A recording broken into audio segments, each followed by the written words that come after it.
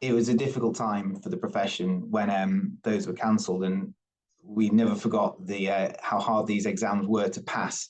So we thought we would lean into that and help people during that difficult period of the exams, but also it made us sort of set up EQE training as well to try and help the profession more formally.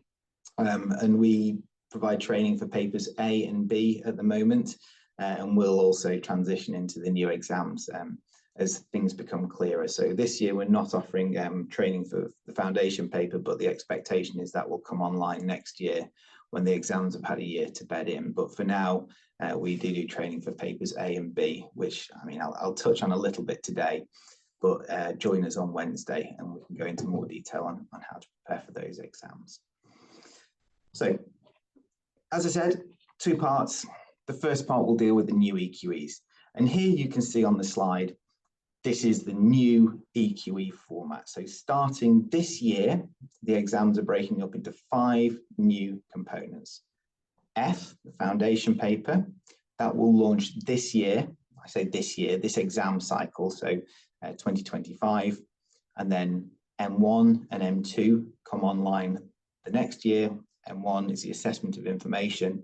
M2 is about the knowledge you have, procedural pattern matters. And then the sort of deeper exams, M3, M4 will come online the year after that. And M3 is looking at preparing, defending, attacking claims of a patent and much more besides. And M4 is about advising the client. So if you're used to the current exam format of the pre and then A, B, C, D1, D2, then you'll see a lot of similarities between the old system and the new system that you can see on the slide. And there's been a lot of chat in the profession about sort of the uncertainty and difficulties of these new exams. But one thing I sort of want to assure you is that these are difficult exams, but the new exams are intended to test your knowledge in just the same way as the old exams, but in a more applied way. They are not necessarily more difficult. They're not meant to catch you out. There is a bit of uncertainty about what they might look like, but the intention is it makes us all better patent attorneys as a consequence of going through the training and passing the exam. So nothing to be overly worried about, apart from the fact that these are terrifically difficult exams, some of the most difficult professional exams that people take. But if you're prepared enough, then they are doable. And that's what we want to help you with through the course of these preparation seminars. Get you prepared for whichever exams you might be taking, whether it's the new ones or the old ones, and we'll look at whether that's applicable to you in your particular situation as we go through the transitional provisions. So let's talk about that transition to the new system. So if you want to sit your exams in 2025, so if you're sitting here on the call on the 22nd of July 2024 and you're thinking about sitting your exams in 2025, these are the dates that are relevant. So D, A, B and C, all the dates have been announced, so is F. The most important thing is if you want to sit those exams, you need to enroll in those exams. As you saw on our LinkedIn post, enrollment for those exams open on the 8th of July, 8th of this month, and they will close on the 23rd of September 2024. It is essential that you enroll for the exams. It's a huge wide window from July to September, but it closes long before the exams. So the enrollment closes end of September, the exams are in March. Don't think that you've got tons of time. You must get this done. So get online, get yourself enrolled and carry out all the formal procedures that you need to do. That's if you do one thing between now and the end of the week, that's what you should do. Because the new exams are rolling out with foundation starting in 2025 in the next exam cycle, we will see a wind down of the old exam systems. And you can see that happening on the timeline that's provided here. So paper F, the foundation paper, will launch 2025. Papers A, B, C, and D will still run in 2025 as well. So you have a choice, depending on your eligibility, but you have a choice of whether you do F or A, B, C, and D. In 2026, A, B, C, and D will run for the last time. And the new papers, M1 and M2, will start.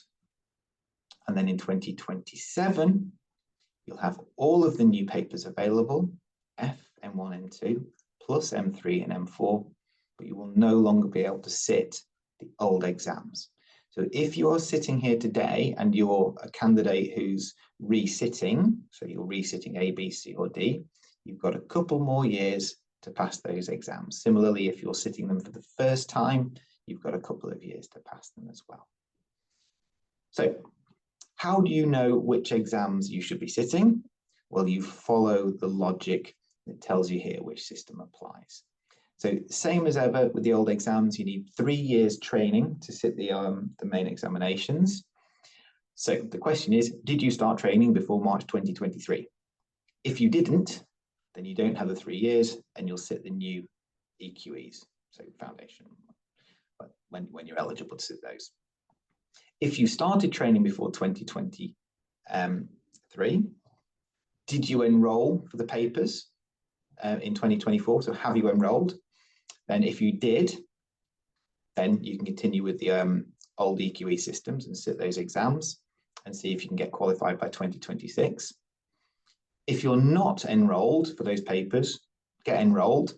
And if you think you'll be ready for A to D in time for the old system to finish, then go ahead, sit under that system. But if you don't think that you're ready, then you can go into the new EQE system. So you have a choice available to you, and that choice can balance out whether, how prepared you are versus your eligibility will sort of be the fundamental requirement.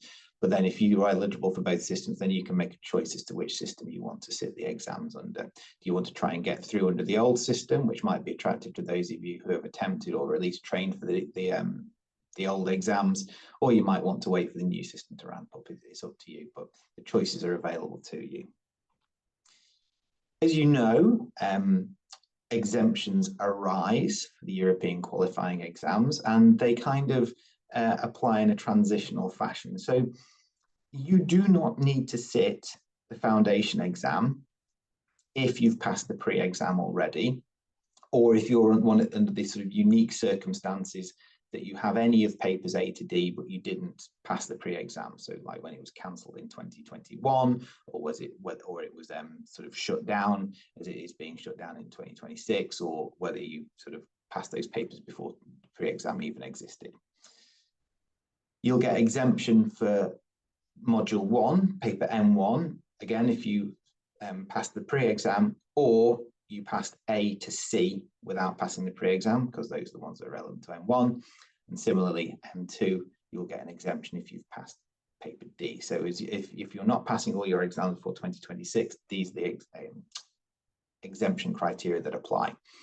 And then similarly, M3 Part 1, which I'll explain in a moment, you're exempt for A, Part 2 exempt for B, Part 3 exempt if you've passed C, and M4 you're exempt if you've passed D.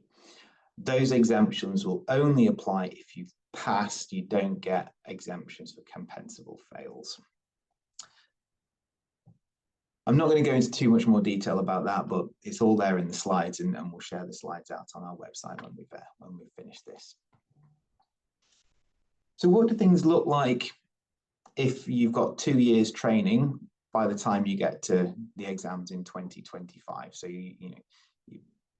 so that might apply to some of you on this call. Well, that's where you can take one of a variety of routes into the exam. So if you are eligible to sit papers A, B, C, and D, then you can take your exemption from the pre-exam in 25 and sit all of A, B, C, and D in 2026. So you'll be eligible to sit them in 26. You can try them all in 2026. But if you don't pass them, then you need to use the transitional provisions for the exemptions, as we mentioned on the previous slide. Or you could go like the traditional route through the new exams, which is what's called the standard track. So you sit your foundation in 2025, then you do M1 and M2 when they come online in 2026, and then you do M3 and M4 when they come online in 2027. Or you can do what's called the fast track for the new exams, which will be available to some candidates, where you skip 25 and 26. You don't do anything, you're exempted from the foundation, and you just sit M1, M2, M3, M4 all together in 2027. These are the routes that are available to you. It's complicated because it covers all the different scenarios of the different candidates, but look at it, see which one works best for you. That's the routes to the exams. You need to work out which route you want to take, but then, of course, you'll know which exams you can pass. So now, in this part of the presentation, we're going to talk to you about which exams there are and what the requirements of those exams are. So again, this is the preparatory seminar that sets the scene for what the transitional provisions are, what new exams are coming, and what the old exams are. And then we'll do a deeper dive into all the exams you'll be able to sit in 2025 in the rest of this seminar series. So let's start by looking at the new exams, only one of which you'll be able to sit in 2025, and that's the foundation paper. So I'm going to cover the foundation paper, and then I'm going to skip fairly quickly over M1, M2, because they won't come in until 2026, and M3 and M4, which will come in 2027. So, foundation paper. It is what it sounds like. It assesses kind of basic legal concepts of the EPC and the PCT. It tests what's called declarative knowledge. If that's not a term that you're familiar with, it simply means that you as a candidate sitting foundation paper is expected to know the legal tests of the EPC and the PCT and apply those in simple, in inverted commas, day-to-day situations.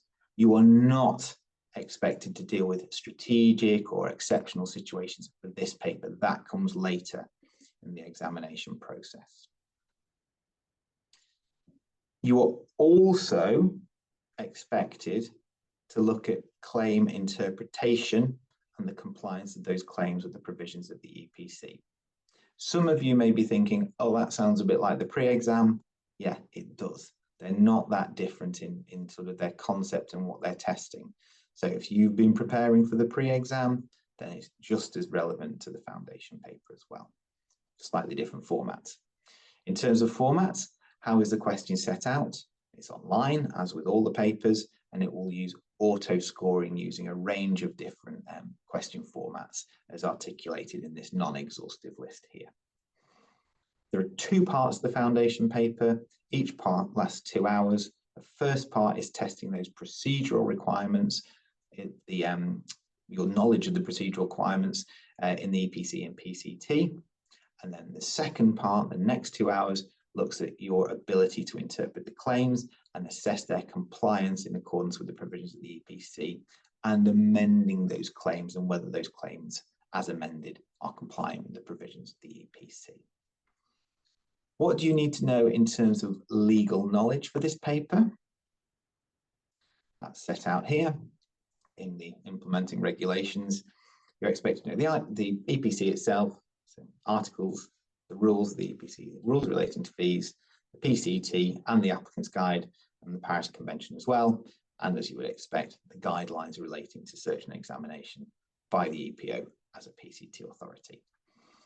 At this point in time, I don't believe there are any sample papers available for the foundation exam, but they will be made available to candidates in due course. And we've got some links where you can stay abreast of their developments. I've got 2 more slides about the new papers. In the interest of time and relevance to the people on this call, I'm not going to go into detail about them, but they do set out in broad terms what to expect for papers M1 and 2, which will be coming online in 2026. Simply stated, M1 looks at your ability to take clients' instructions and assess information and act on the instructions in line with the requirements of the EPC and PCT of those instructions. It's 3 hours long, and it's in 2 parts. Paper M2 is the procedural patent law paper, and it does what it says. It assesses whether the candidate can apply procedural and substantive patent law of the EPC and PCT, and it's going to, again, last between 2.5 and 3 hours. Each part will be up to 90 minutes long. The first part will be sort of standardized question answers, so various types of questions and the way you can fill them in. The second will be open questions with free text answers that you need to type in.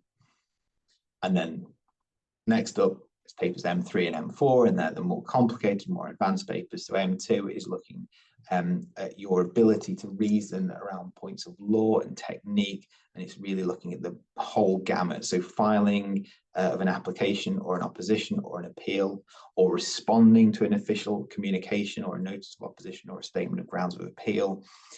So really broad area. It's broken down into 3 parts though, so this sort of makes it more tractable.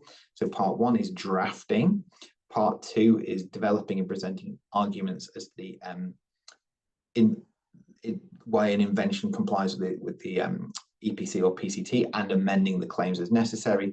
And part 3 is based on the opposition to claims as presented by the client. So that's why you can see parts like the exemptions of parts 1, 2, 3 related to ABC, and then the exemption to part M4 relates to paper D, because as you can see here, it's about responding to the need to provide a legal opinion in response to an inquiry from a client. And that's in 1 part, 2 to 2.5 hours long. So you can sort of see where the old exams are feeding into the new exams. If you want to find more information about that, then all the links are here. So both the EPI and the EPO have got lots of information that you need in order to find out what's happening with those exams. And the guide to preparation that's just out, the 13th edition, I think we have posted on our LinkedIn pages. So that's got a really good set of information about not only what the exams entail, but how you can best prepare for them. But as I say, if you want to learn about how to prepare the foundation exam, join us next week when we cover that off in the last session. So if you're going to sit the foundation exam, you can you can hang on for a little bit longer if you want, or you can hang up, because I'm now going to talk to you about the old exams and what you need to do to pass those exams. So the second part of this session is now tailored towards those of you who are sitting A, B, C, or D under the old system, either in 2025, or if you want to sit them in 2026, what I'm about to tell you applies just as equally either way. So what I'm going to do in this session is I'm going to look at the requirements of those exams in broad terms, very high level, just to ground everybody on this first preparatory seminar, so you know what's expected of the exams, what the format is, what you need to do to pass. And then I'm going to do some double clicks into papers A, B, C, and D, just quickly for today's session. And then that leads us nicely into the next session on A and B, Friday's session on C, Monday's session on D. And then I'll finish off with some sort of general top tips, a little bit of information about the online EQE system if you've not used that before, and then finish off with some resources for those of you that want to investigate areas further. Okay, right. This is the dry bit of the information, but it's really important because it tells you that you have to sit exams. So if you're sitting the exams under the old system, this is the article of the regs that tells you what you have to do. And it tells us that the examination covers drafting, preparation of a reply to an official letter, drafting of a notice of opposition, and answering legal questions and drafting legal assessments for specific situations. That's papers A, B, C, and D. Drafting, amendment, opposition, legal questions, A, B, C, D. Simple. And that's why they're referred to as drafting, amendment, opposition, and legal. What do you need to do to pass these exams? You need to get more than 50 marks out of 100, and you will be awarded a pass. If you get less than 45, fewer than 45, you'll get a fail. And if you get 45 to 50 for these exams, that's when you get a compensable fail as well. And then this sets out how the compensable fail system works. So if you can get 2 45s and 2 55s, it adds up to 100. Congratulations, you've passed your exams. Hopefully you won't need to rely on the compensable fail system, but for what it's worth, the marks seem to indicate you typically get higher grades for A and B, and then candidates across the board tend to sort of score lower for C and D. It's not the case for everybody, but that's what the statistics suggest. So you could get higher marks for A and B, hopefully over 55, and then that can give you a compensable fail. That's kind of your worst case scenario, but hopefully the majority of you will be well set up to pass all the papers with more than 50 marks across the board. And hopefully these preparation seminars set you well on your way to achieving that. Okay. Most important thing is, when are the exams? So as you can see here, this is when the exams take place in 2025. I mentioned before that the dates for A, B, C, and D are set. D is the first exam on Tuesday, the 11th of March, and F is the last exam on Friday, the 21st of March, 2025. As it says here at the top under the red underline, the pre-exam will no longer be held as of 2025. That does not mean that you don't need to prepare for the pre-exam. You don't have to sit the pre-exam, but don't be caught out. It's an important basis and foundation for what you need to do for the rest of the exams. So don't kind of think, oh, I don't have to do any of the book work I would have done for the pre-exam. Don't neglect that. Fold it into part of your preparations for paper D, in particular the legal paper, and where necessary into A, B, and C as well. The exact dates of the exams haven't yet been communicated, but of course, keep an eye on the announcements and register for enroll for the exams, and you'll be kept abreast of the situation. Okay, that's broadly what the exams are and when they're taking place. Let's take a look at the expectations, the structure, and the timing for all of these papers individually. And again, the best place to look for this information are the regulations that set out the exams, because if you do what the regulations tell you, you will adhere to them and you'll pass the exams.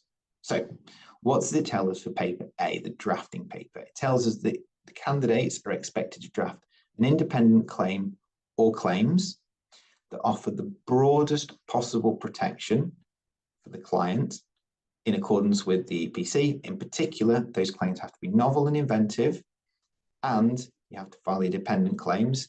And paragraph 4 tells us that you're expected to draft an introduction as well that provides support for the claims and mentions the advantages of the invention. So paper A, at the end of paper A, you will have written a set of independent claims with the associated dependent claims and an introduction that provides support for those claims and mentions the advantage of the invention. That, in a nutshell, is what your answer needs to look like. Getting to that answer is not straightforward, but there are techniques, and on our training courses for papers A and B, we'll teach you all about those techniques and everything that you need to do in order to be able to carry out those requirements, get 50 marks or more. And I'll touch on some of that, introduce it towards the end of this presentation, but also in the session that we have on papers A and B on Wednesday.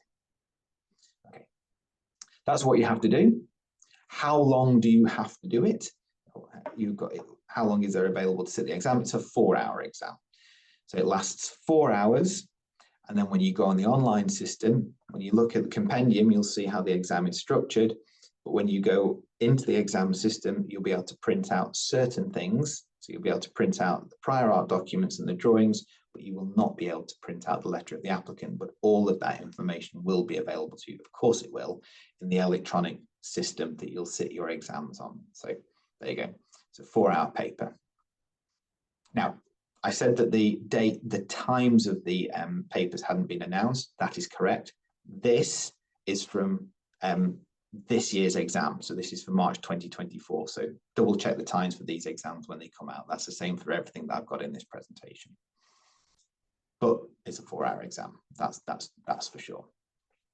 So that's the drafting paper.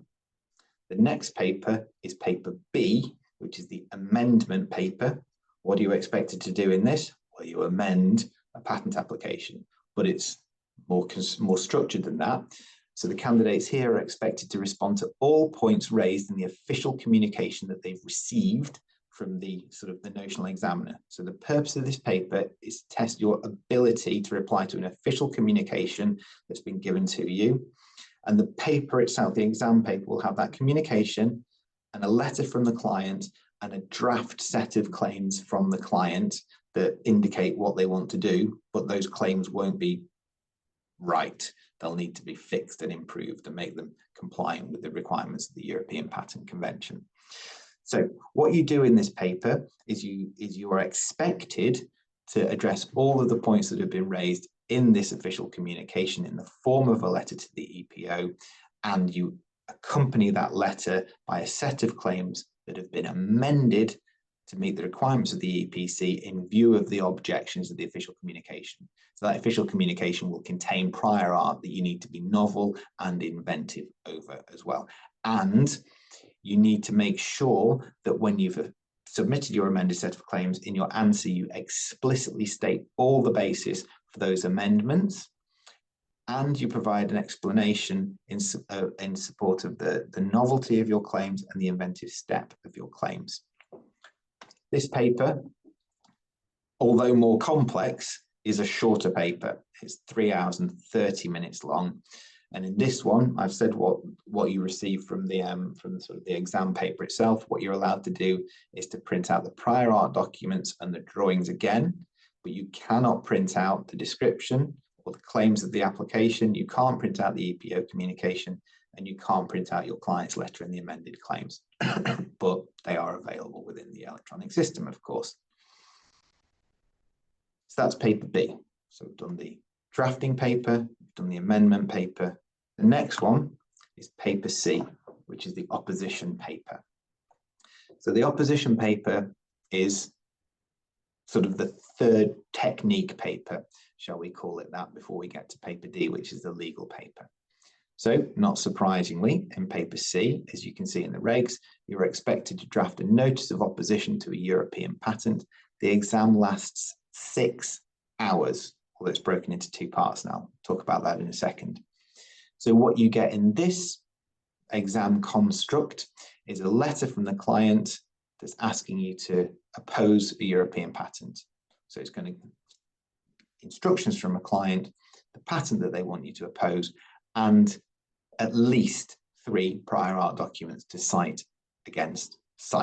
to use against that European patent that's to be opposed. And the expectations from you as candidates for paper C are to prepare a notice of opposition that's ready to file. And that notice of opposition has to comply with the relevant requirements of the EPC. So it's got to comply with the opposition, Article 99 for opposition and Article 100 for the grounds of opposition, and Rule 76 for the form and the content of that notice of opposition. And it's got to bear in mind all the relevant parts of the guidelines that relate to filing oppositions.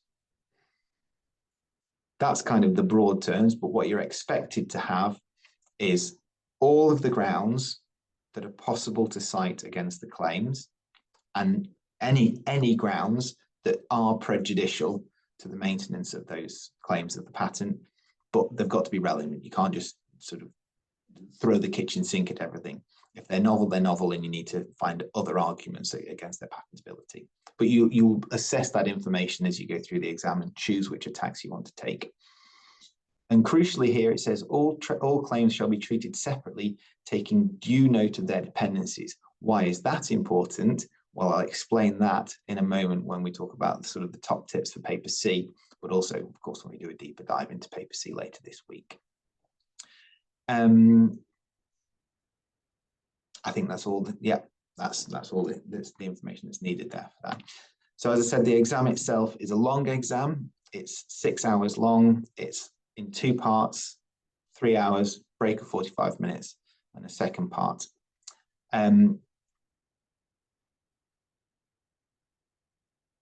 importantly, once you've done the first part, you can't go back to it. So for example, so for the purpose of paper C, you answer part 1, that's it, you're done, and then you start on part 2. You'll see what that looks like when you do mock exams and when we talk about the training.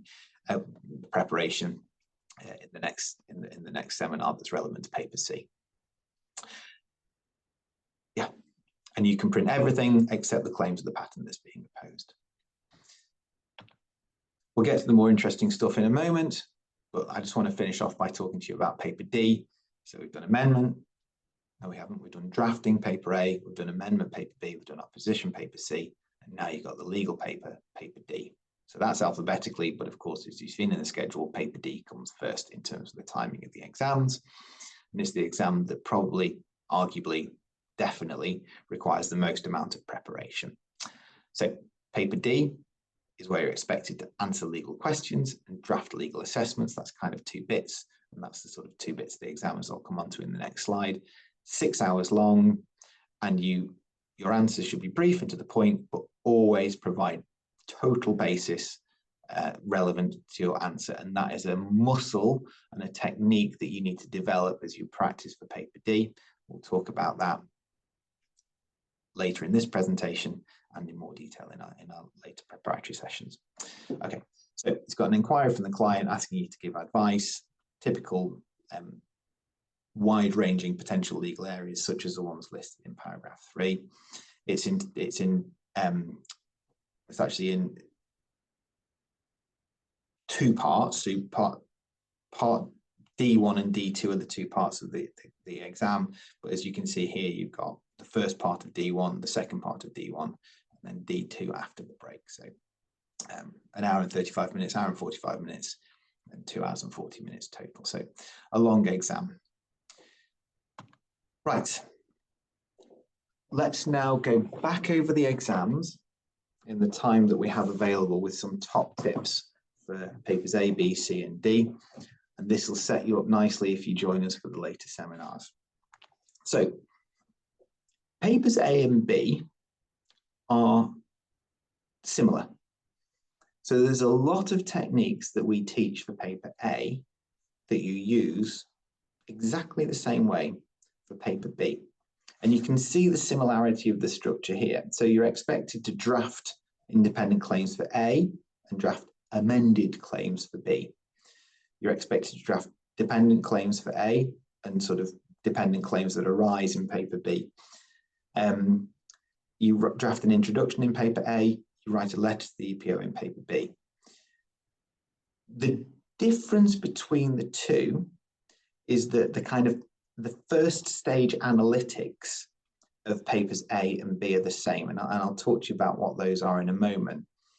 But the challenge is that in paper A, you don't have to provide any real rationale as to why it's novel and inventive and where the claims have come from. You just have to write the introductory part that foreshadows the advantages of the invention.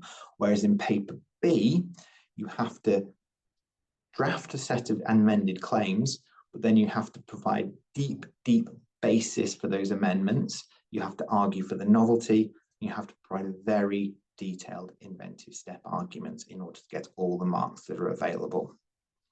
So those are the kind of similarities and differences. In both instances, you have to proceed in line with what you're told, as with all exams. So you proceed in line with the wishes and instructions of the client. That often gives you good information as to about, where your answers should be going, but you have to look at the facts that are given to you in the paper and just proceed on that constrained factual basis. You must not bring any of your own specialist knowledge into the paper. If for the purpose of this paper, it says that, up is down, black is white, you just accept it. You do not bring your own understanding into the paper. You use every single word that's given to you in the paper to write your answer. In paper A, you write a single unified application that covers the invention of the client. And if you think that unity is lacking, then you can write a separate independent claim of the supplementary note, but that's not typical, and it's not going to pass the exam for you. You need to get the claims right. In paper B, you do the same thing, proceed in line with the wish of the client, don't use your own knowledge, but as I said, you need to amend the claims to provide really good argumentation and rationale for your amendments and the basis for those amendments from the paper, and use a problem and solution approach in your answer. It's not a detailed legal exam, but you do need to know some legal basis.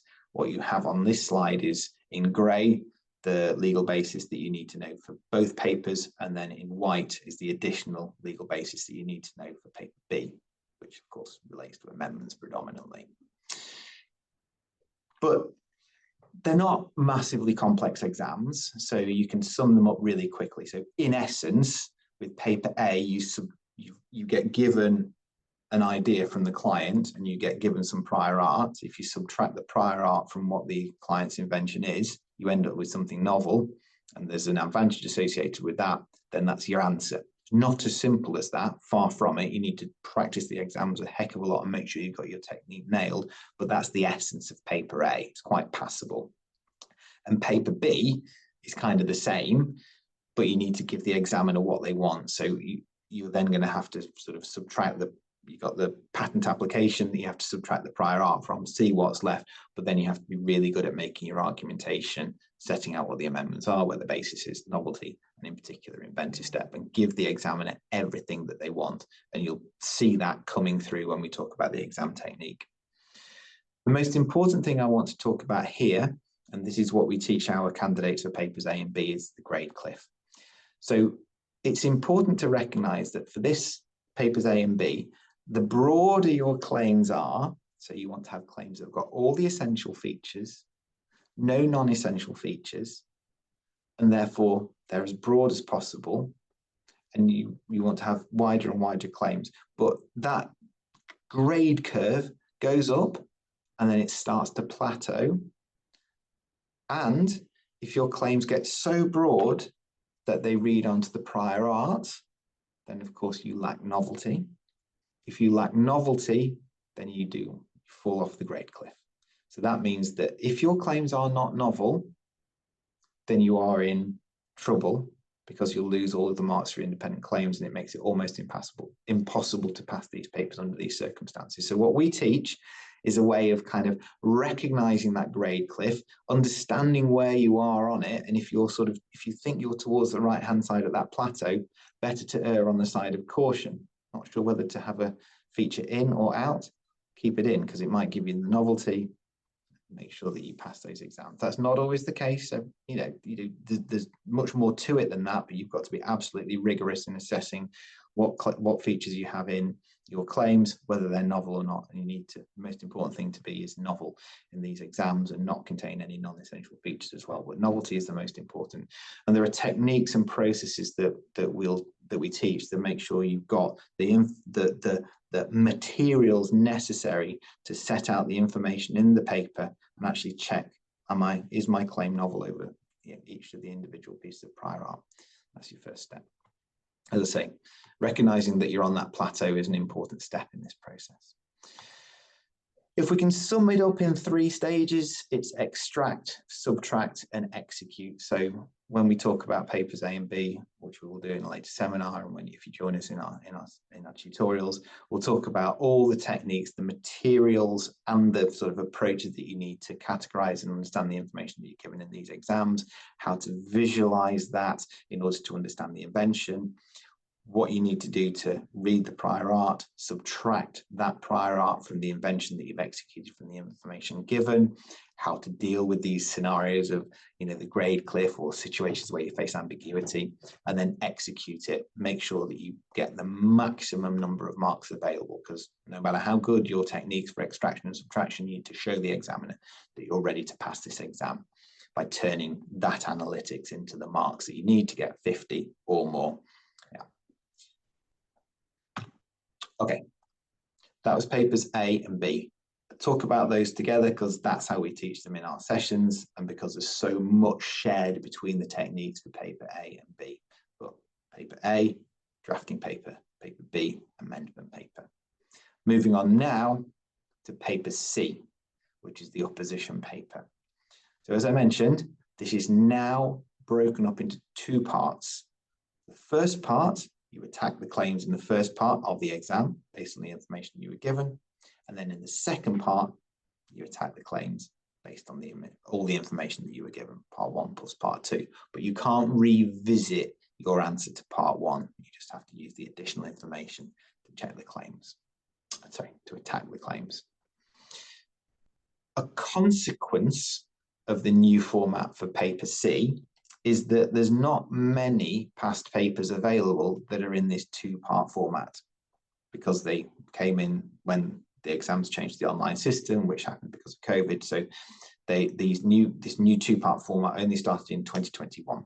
So you got the papers from 21, 22, 23, and last year as well. And there's also a mock available. So that's a feature of paper C and your preparations for that. You can't burn through as many past papers as you might have done. So the recommendations here are to sort of practice your techniques on the older papers and then save the 21, 2, 3, 4 and the mock 21 paper for the later stages of your exam preparation. Fine. The second top tip for paper C is that you need to attack all of the claims. So when you see something like this, so claim 1 is product X, claim 2 is product X according to claim 1, where X comprises Y and or Z, and then claim 3 is product X according to claim 1, wherein X comprises W, and claim 4 is the product according to 1 or 3, wherein X is something else. You might have looked at that and go, I've got 4 claims to attack. Great. But that's not the case. There are actually, if you run through this, 7 different versions of the claimed invention. So you can see here, you've got claim 1, obviously, and then you've got claim 2, depending from claim 1, that comprises Y, or Z, or a combination of Y plus Z. So claim 2 is actually 3 different variants. And then you've got claim 3, which depends from claim 1. So the claim 3 is a combination of 3 plus 1. But then claim 4 is product X according to claim 1 or 3. So then claim 4 actually has 2 different versions. It's claim 4 plus 1 or claim 4 plus 3 plus 1. Sounds complicated, and it is. But as you run through these papers, you'll learn the techniques that you need in order to set out exactly what the claims are that you need to attack. And the important thing to recognize in paper C is that you can have different effective dates for different inventions and different closest prior arts. And that gives you so much more scope. It sounds even more complicated, but it gives you so much more scope to gain lots of marks for paper C. So paper C, if you get your technique right under the current exam format, it's very passable because you can run all these attacks, because there's the multiplier effect. Because you've got all the different reasons for attacking the claims in the opposition paper, and you've got all of these different claims to attack. So you've got potentially sort of 7 claims multiplied by all the different attacks that might be relevant to those. So that's why you can really get high marks, and this is why you need to harvest the marks available for paper C. And in paper C, you get a lot of marks available for argumentation. So in the same way as paper B, where you can argue for novelty, in particular amendments and inventive step to get lots of marks, you can argue for your inventive step in paper C and get a really good number of marks. So in paper C, you can get between 50 and 80% of all your marks just for arguing inventive step. And again, you might think, how is that possible? And I'll give you an indication of how that's possible in a slide in a moment. Yeah, so inventive step, lots of marks available for that. Quite a lot of marks available for novelty, added subject matter, varies between 0 and 10% in different years. And then legal issues between 5 and 10%, although that's sort of falling away now. But you need to get your inventive step arguments right. And just as with paper B, you've got to use all the information that's given to you in paper C in order to make your arguments. So make sure you're absolutely using all of the information that's given to you in your answers. A good technique for these papers, in whatever construct you use in the online system, is just kind of cross out or highlight or whatever, mark that the information has been used in your answer. And if you go back through checking your answer and you find information that's not been used, it's there for a reason. Go back into your answer, see if it can be used elsewhere. Use all the information, and of course, check the dates in paper C. It's absolutely vital. You've got priority issues, prior rights versus prior art. All of these things can be different for different claims. So you need to get that set out properly as well. And this slide is the reason why you can get so many marks for inventive step. It is not just a case of saying, well, this is my closest prior art, that's the difference, that's the effect. No, wouldn't be obvious, or would be obvious. There's like a 20-step inventive step argumentation that we teach for paper B. It applies to paper C as well, which is why I've put it here. But it's really important to get this language absolutely spot on, go through every single possible step to make sure you get all the marks available for inventive step. The last paper we're going to talk about in this session is paper D. Now, paper D, I think, is one of the toughest papers. You may not. People have different strengths, different sort of challenges. My challenge is the bookwork associated with paper D. It is a big exam in terms of the legal information that you need to cover off. So the best tip I can give you is start now. Make a plan. Planning is everything for paper D. Understand the syllabus that you have to deal with and make a plan for how to cover that syllabus off as you run towards that date I showed you earlier when paper D takes place. Plan in all of your sort of past paper preparation and just execute that plan. And don't leave PCT to the end. That's a very complicated piece of legislation. So treat it just the same as you would with the EPC. Make sure that's part of your plan. Don't just sort of put it at the end of the list and forget about it, as so many people do. Paper D, as we'll talk about in our later seminar, is a masterclass in organisation and kind of stationery as well. Get all your materials laid out, understand what reference materials you want to use, mark them up, make the calendars that you need in order to answer the papers. Make sure you can use those calendars in the context of making a timeline for your answer and setting that out. And as I said before, just because there's no pre-exam this year doesn't mean you should miss out on the pre-exam preparation, because it's very important for paper D. The way you go about answering the papers in D is unique, and paper D1, the D1 parts are different to the D2 part. So this is how you go about answering the papers for D1. You basically answer the question, yes, no, give an action, and then give precise legal basis. And this is the sort of the hierarchy of legal basis. So if you're quoting the EPC, it's the article, then the rule, then the decision of the president, then the case law, where G's are more important than J's, are more important than T decisions, and then the guidelines. That's your hierarchy of reasoning. With the PCT, it's the articles, then the regulations, and the applicant's guide. You say why this is the legal basis, then you apply the legal basis, and then you say why your answer is the answer. Why is a yes, why is a no, why the action needs to be taken.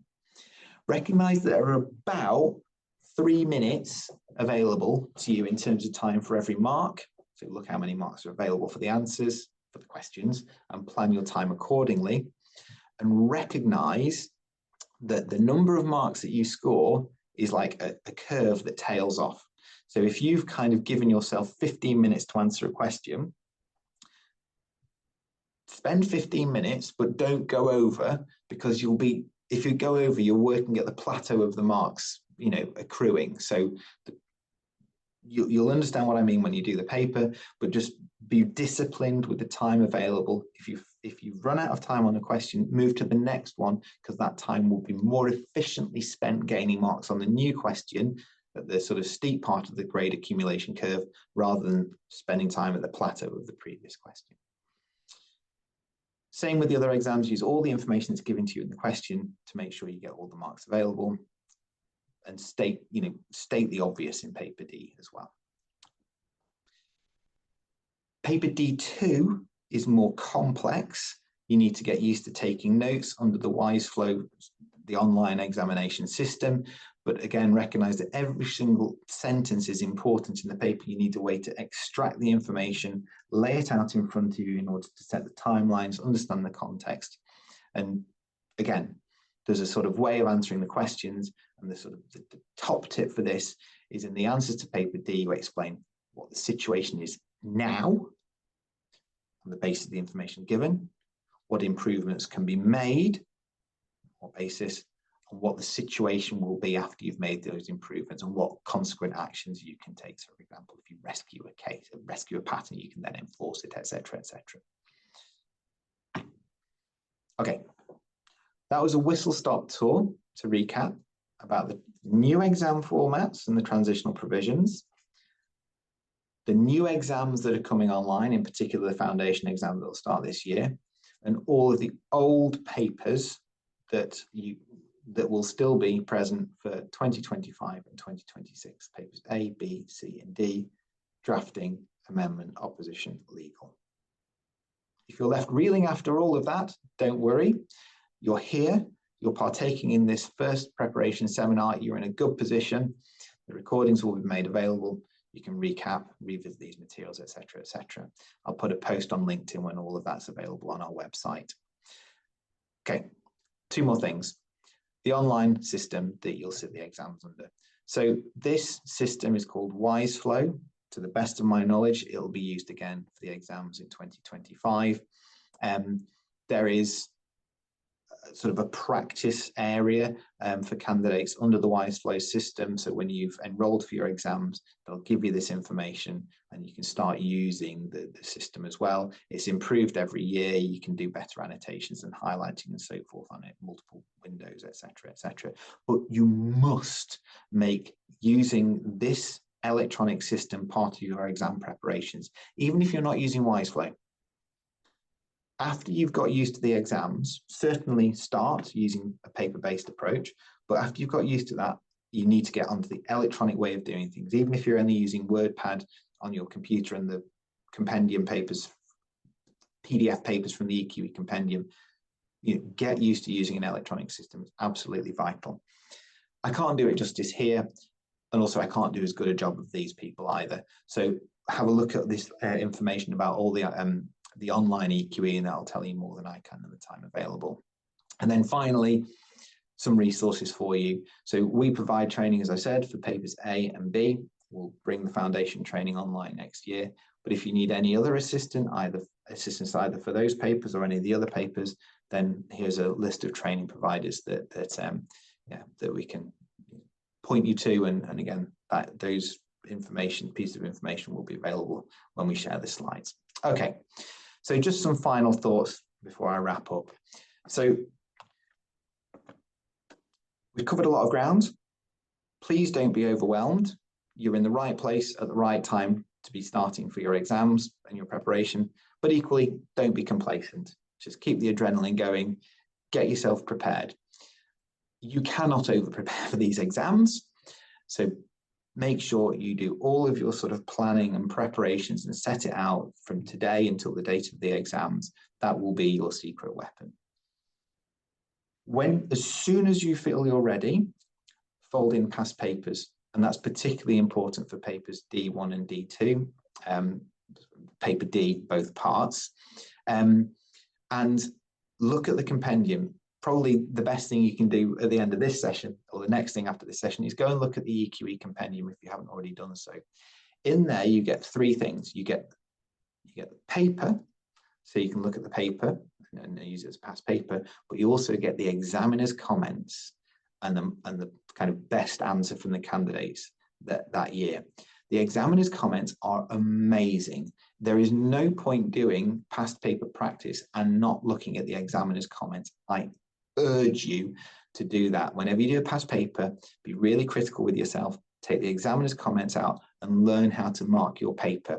It's uncomfortable, but it's one of the best things you can do on your way to passing these exams, because you become much better at understanding what you need to do, what the examiners require from you, and you also identify where your weaknesses are, and you can improve those weaknesses as you go through your training.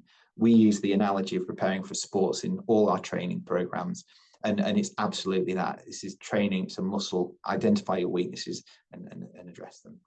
As you go through this process, always iterate. You're not doing it for nothing. You're doing it to learn at every step of the way. So every time you do a past paper, every time you do a session, go back to your materials, materials that you've prepared, and improve them and hone them and make them better and better. The final thing is that it's a recognition that these exams are really tough. It's why we do these seminars. It's why we started EQE training in the first place. I'll never forget how hard these exams were, but they are worth it. You just need to be kind to yourself as you go through the exams. You'll have high points and low points. If If you need any help, reach out to us. We can share our experiences. We can talk you around from any difficult times that you face. The investment that you make will be worth it. We are part of an amazing profession, and becoming qualified in this profession is a very nice feeling. And I hope that this has helped you on your journey to becoming qualified in the profession. The investments that you make in these exams will be worth it, even if you don't pass in 2025, even if you've got to resit in 2026, even if you've got to use that to get exemptions from the subsequent, M1, M2, M3, M4, as we discussed right at the beginning. It will be relevant. Your efforts will not be wasted. So I wish you luck on your journey. And then finally, just look after yourself. Be kind to yourself, look after yourself. Make sure you eat properly, get plenty of sleep, do what exercise invigorates you. Just enjoy the journey as best you can. If you need anything in the meantime, reach out to us via LinkedIn or on our website. We're here to help. Okay. Hopefully you found that useful. Thank you very much for your time this evening, and later in the evening for those of you joining us from mainland Europe or maybe even further beyond. Thanks for spending the time with us. As I said, we are running a further 4 seminars in this series. So we've had our first seminar today. The next one is on Wednesday, a deeper dive into the preparations for papers A and B, and we'll actually share with you some of the way that we teach in our learning program. So it's quite an in-depth session. But useful to you, whether you join us on our learning programs or not. It'll set you up well for preparing for those exams. Seminar 3 is on Friday. That's going to look at paper C, and then we'll look at paper D Monday next week, and we'll finish off by looking at the new foundation exam on Wednesday, July the 31st. So I'll wrap up there. Thank you very much for joining us. As I said, we'll make these materials available on our website in due course. When we've made those materials available, just follow us on LinkedIn, and that's where you'll see the announcement that everything's available, probably within the next week or so, depending on how busy we are with preparing for the rest of the seminars.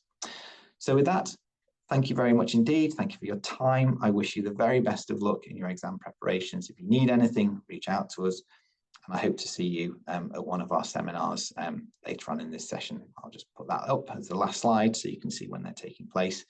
And if you want any further details about those seminars and the Zoom links to join them, then visit our EQE trainings page on LinkedIn. Check out the events section, just as you did in order to be here today. Thank you very much, everybody. Take care. Talk to you soon. Bye.